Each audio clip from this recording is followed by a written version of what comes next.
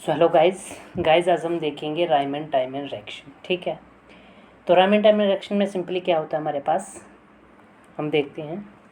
हमारे पास होता है फिनोल। ठीक है, फिनोल को हम क्या क्या, क्या करवाते हैं, NOH लेते हैं।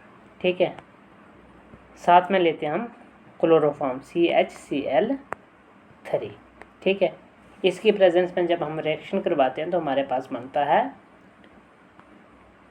अर्थो हाइड्रोक्सी बेंजल्डिहाइड। ठीक है, देखिए क्लियरली जहाँ पर लिखा हुआ है, हमने क्या लिया, सबसे पहले लिया हमने फिनोल। ठीक है, ये लिया हमने सोडियम हाइड्रोक्साइड, बेसिक मीडियम लिया। इन द प्रेजेंस ऑफ किसकी प्रेजेंस में लिए, ये आपको याद रखना है, क्लोरोफॉर्म CHCl3।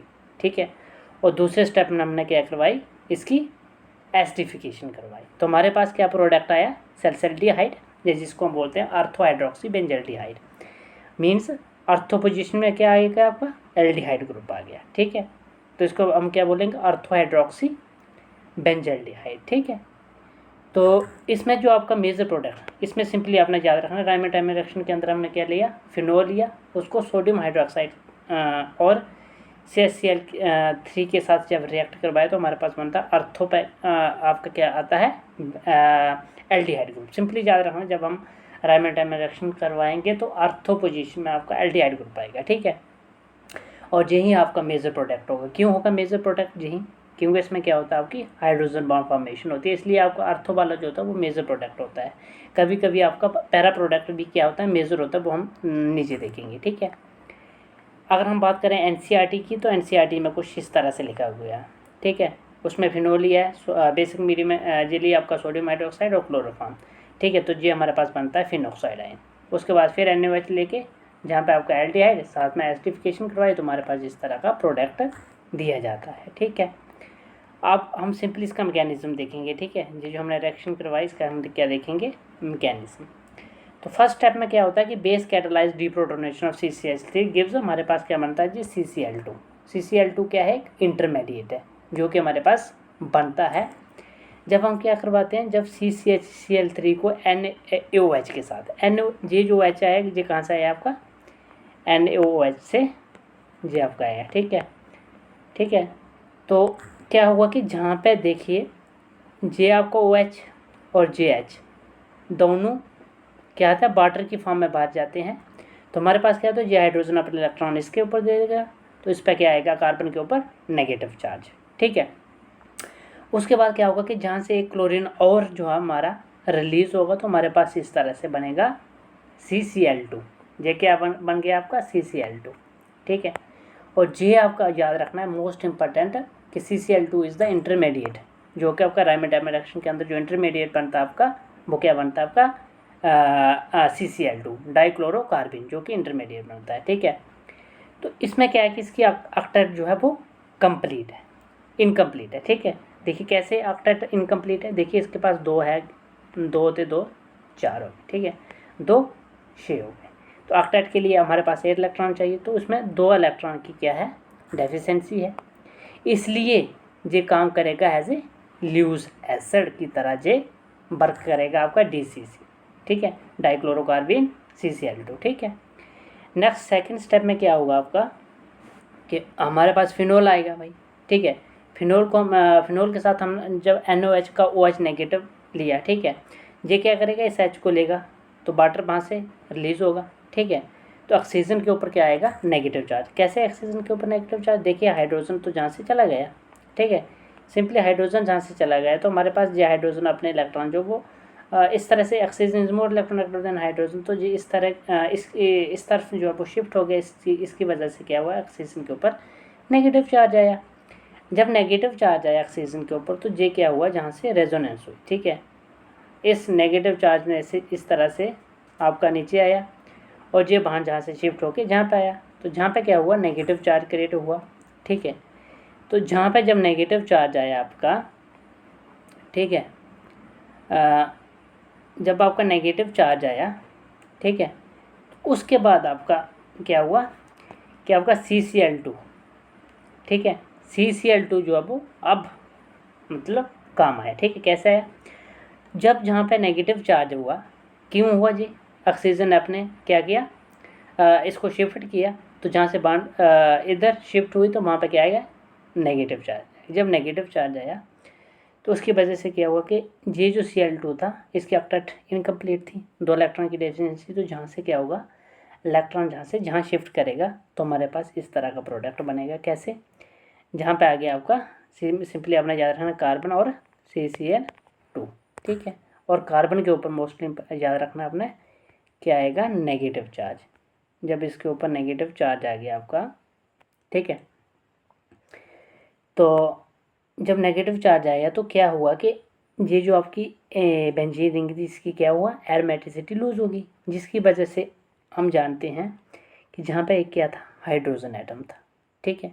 जहाँ से हाइड्रोजन लूज़ होगा और जहाँ पे जो अपने इलेक्ट्रॉन इस तरह से छोड़ के जाएगा जब, तो जहाँ क्या होगा कि बेंजीन रिंग की जो एरोमेटिसिटी थी वो दोबारा गेन होगी, ठीक है। तो इसी तरह से जे आ गया और JH जो है ना नेगेटिव, इस जे जो होगा जे इस H को ले लेगा, ठीक है। तो इसके पास क्या आएगा, CH और साथ में Cl और Cl, ठीक है। उसके बाद क्या होगा कि जहाँ से हम क्या लेंगे 2 टाइम्स NOH। क्यों लिए भाई, देखिए इस NOH का क्या था, OH नेगेटिव, ठीक है। जब हम 2 बार OH नेगेटिव लेंगे, ठीक है, तो जहाँ से Cl बाहर जाएगा, जहाँ से Cl बाहर जाएगा 2 टाइम्स, ठीक है। तो जहाँ पे क्या आएगा 2 टाइम OH आएगा, ठीक है। जैसे इस तरह से आ गया OH। तो हम जानते हैं कि कार्बन के ऊपर 2 H क्या अनस्टेबल होते हैं, जिसकी वजह से क्या होगा, जहाँ से वाटर रिलीज़ होगा, ठीक है, तो हमारे पास क्या बनेगा, ये प्रोडक्ट, ठीक है, O नेगेटिव और सांस में जहाँ से वाटर गया तो CHO आ गया, एल्डिहाइड ग्रुप आपका आ गया। उसके बाद सिंपली नेगेटिव हटाने के लिए हम क्या करेंगे, एसिडिफिकेशन करवाएंगे, H पॉजिटिव डालेंगे तो हमारे पास ये प्रोडक्ट आएगा सल्फेल्डिहाइड, ठीक है। तो ये था मैकेनिज्म ऑफ रायमंड-डायमंड रिएक्शन, ठीक है। तो सिंपली हमने क्या देखा, रायमंड-डायमंड रिएक्शन के अंदर फिनोल लिया और in the presence of sodium hydroxide और CaCl3 लिया हमने क्लोरोफॉर्म, तो हमारे पास क्या बनता, आर्थो प्रोडक्ट, मतलब आर्थो हाइड्रोक्सी बेंजल्डिहाइड बनता है, इज द मेजर प्रोडक्ट। अब हम मोस्ट इंपॉर्टेंट पॉइंट याद रखते हैं जो कि आपको एग्जामिनेशन पॉइंट से मोस्ट इंपॉर्टेंट है, ठीक है। सबसे पहले हमने क्या किया इसने कि used for ortho formulation of phenol के लिए ये रायमंड-डायमंड रिएक्शन यूज होती है। दूसरा याद रखना अपना इंटरमीडिएट क्या बना उसमें, CCl2। और तीसरा अपना जानना है कि कार्बीन बेस्ड रिएक्शन होती है, ठीक है। फोर्थ अपना याद रखना है कि मेजर प्रोडक्ट जो आ गया आपका आर्थो हाइड्रोक्सी बेंजल्डिहाइड सल्फेल्डिहाइड, और माइनर प्रोडक्ट आपका था पैरा हाइड्रोक्सी बेंजल्डिहाइड।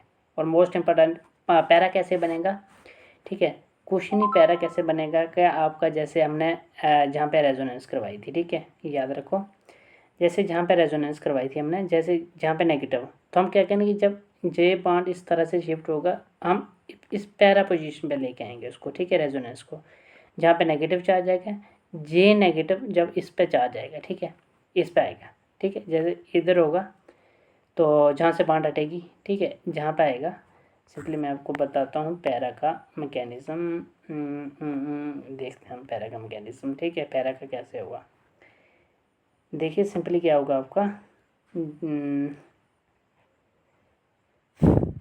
जे आपका आ गया पैरा, ठीक है, जहाँ पे क्या था आपका इस तरह से था, ठीक है, कुछ इस तरह से, तो जहाँ पे क्या था वो नेगेटिव था, ठीक है, ये जहाँ पे आया, ये जहाँ पे आएगा, ठीक है, इस तरह से था हमारा, तो ये जहाँ पे नेगेटिव इधर आएगा, ठीक है।